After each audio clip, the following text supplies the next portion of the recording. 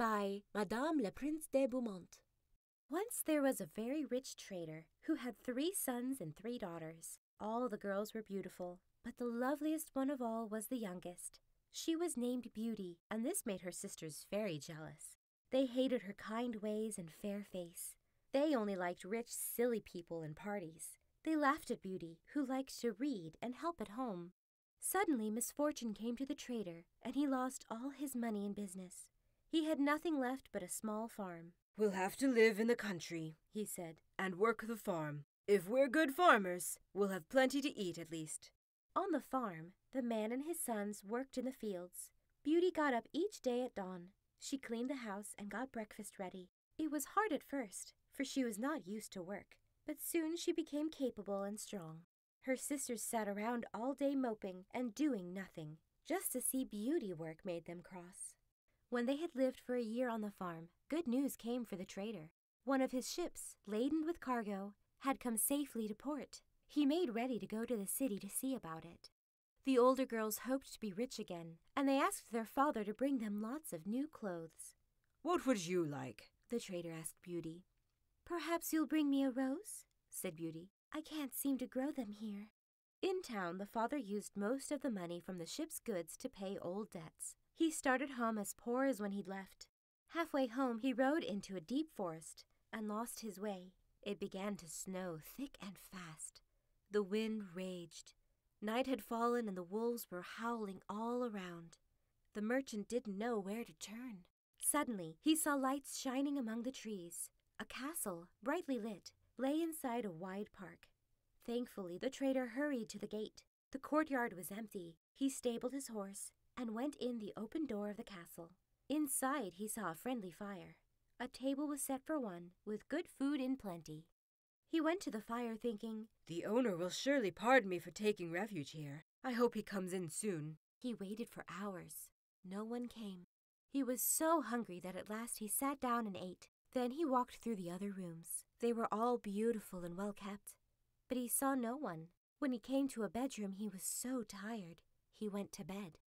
He woke late next morning. He blinked in surprise, for a fine new suit lay in place of the damp old one he'd worn the day before. "A kind fairy must own this castle," he thought. He looked out the window. The snow was gone and the masses of flowers brightened in the sun. He turned back to his room and saw a tray laden with buttered rolls and a pot of chocolate. "Kind fairy," he said aloud. "You're most thoughtful, thank you." He had a good breakfast. Outside he found his horse already saddled, and he set out for home. As he rode under a trellis heavy with roses, he thought of Beauty's wish and picked a rose for her. Just then there was a terrible roar, and a monstrous beast rushed up. "I saved your life, and you show your thanks by stealing my precious roses. You'll die for this. Say your prayers, for in 10 minutes I'll kill you." "Majesty, forgive me," begged the trader. "I took the rose for one of my daughters. She asked me to bring her one." "My name is not Majesty," roared the creature. "My name is Beast. I hate flattery. You say you have daughters. Go home to them. Ask if one of them will die instead of you. If they refuse, you must return yourself in 3 months. The trader had no idea of letting his girls die for him. He thought, "I'll go and say farewell to my family." He swore to return in 3 months. Beast said, "You may go. You may leave now. I'll send you a trunk full of gold when you get home." What a strange beast, thought the trader. He's cruel and kind at the same time. He left the castle. His horse seemed to know the right road of his own accord, and soon the trader was home. The sight of his children waiting for him made him weep. He gave Beauty the rose, saying, "I paid a high price for this." Then he told his story. The older girls howled and scolded Beauty. "Why couldn't you be satisfied with new clothes like us? You had to be special. You've cost us our father's life, and you don't even cry for it." "Why cry?" said Beauty quietly. "Father won't die. Beast said I might take his place, and I shall, gladly." "No," said her brothers. "We'll go after this monster. If we can't kill him, we'll die fighting." "Beast has magic powers we can't fight," said the father. "Beauty means well, but I shan't let her go. I'm old. I'll soon die anyway. I only regret leaving you all, my dears." But Beauty stood firm. "Father, I must go," she said. "I'd sooner let Beast kill me than die of grief over causing your death." Finally, Beauty had her way. Her sisters were secretly glad to be rid of her. When the trader went to his room, he found a trunk full of gold on his bed. Beast hadn't forgotten. He called Beauty and showed her the gold. "Good," she said. "2 gentlemen want to marry my sisters. This gold can be their wedding present." Her kind heart never held grudges. Beauty and her father left the next day. Her brothers wept. Her sisters rubbed their eyes with onions and wept too. The horse found the way to the castle by himself, and the trader led Beauty in. There was a table set for 2, with gold plates and crystal glasses and fine food. They sat down to dinner. Beauty tried to be calm. She thought, "Beast wants me to fatten up, so I'll taste good when he eats me." After dinner, Beast came in with a loud roar. Beauty was afraid, but she tried to hide her fears. "Did you come here willingly?" asked Beast. "Yes," Beauty said in a small voice. "You are good. I am grateful to you," said Beast. "Sir," he said to her father, "leave here tomorrow. Don't come back. Now, good night, Beauty." "Good night, Beast," she said. Beast left, and Beauty and her father went to their rooms to sleep. While she slept, Beauty dreamed of a lady who said, "Beauty, your good heart will bring you great rewards." Next day, she told her father her dream. It made him feel better. Even so, he was sad as he left her. Beauty thought bravely, "I can do nothing to help myself now, so I shan't worry. I'll be happy while I can. Beast probably won't eat me until tonight, so I have all day to explore." She wandered over the castle. Each room was more lovely than the next. At last she came to a paneled door, on which was a sign that said, "Beauty's apartment."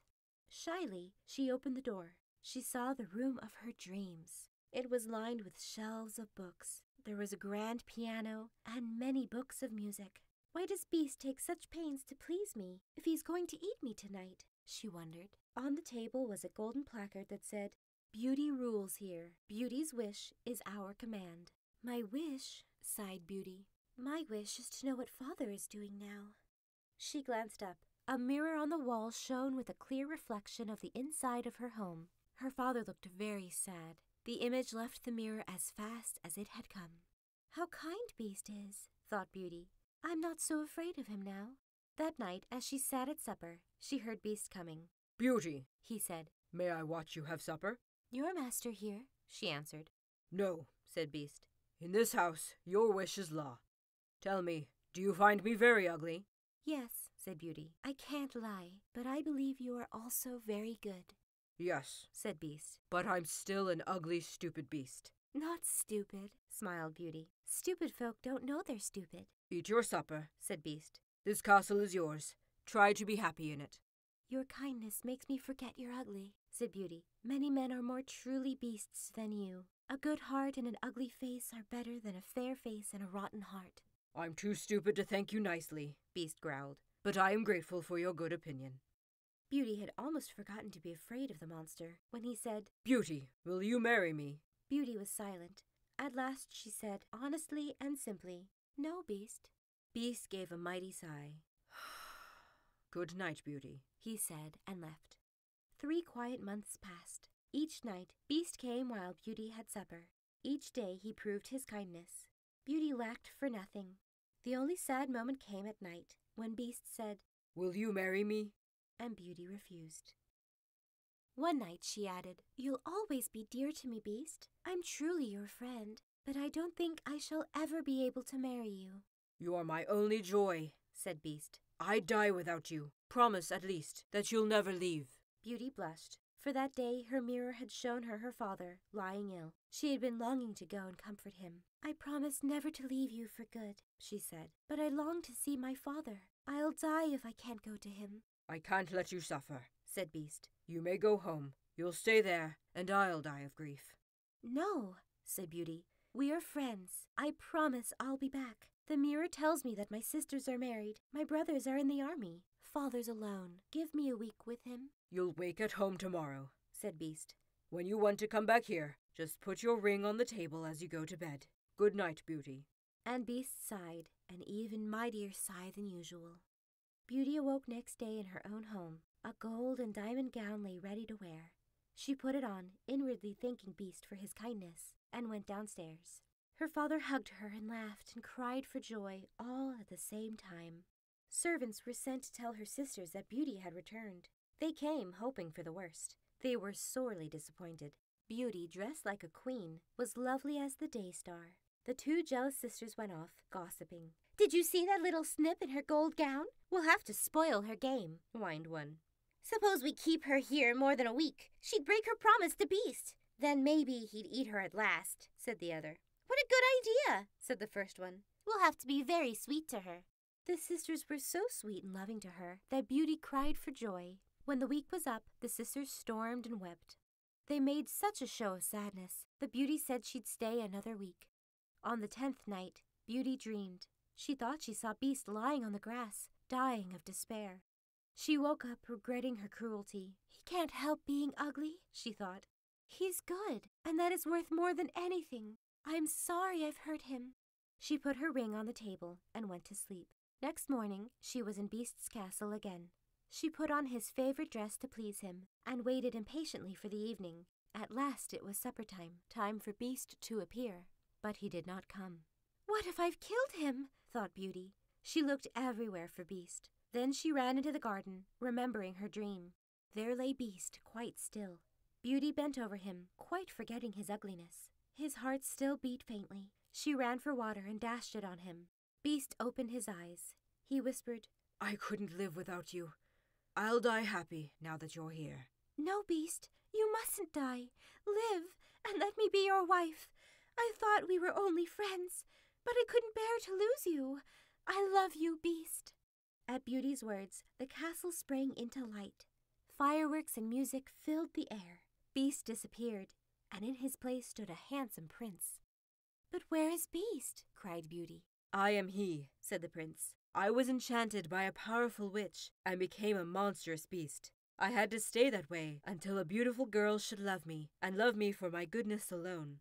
In all the world only you could help me, for only you are so good that kindness is enough to win your love. I beg you to be my queen." Beauty gave the prince her hand, and he led her into the castle.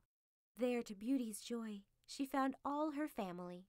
The lady Beauty had dreamed of, her first night in the castle, had brought them there. "Beauty," said the lady, who was an important fairy, "come into the rewards of your virtue. You preferred goodness to looks and wit. So you will find looks, wit, and goodness, all in one person who loves you. You ought to be a great queen." Then she turned to Beauty's sisters. "As for you, you'll be stone statues at the door of your sister's palace. Your only punishment will be to see your sister's happiness. Your enchantment will end the day you realize your wickedness and grow kind.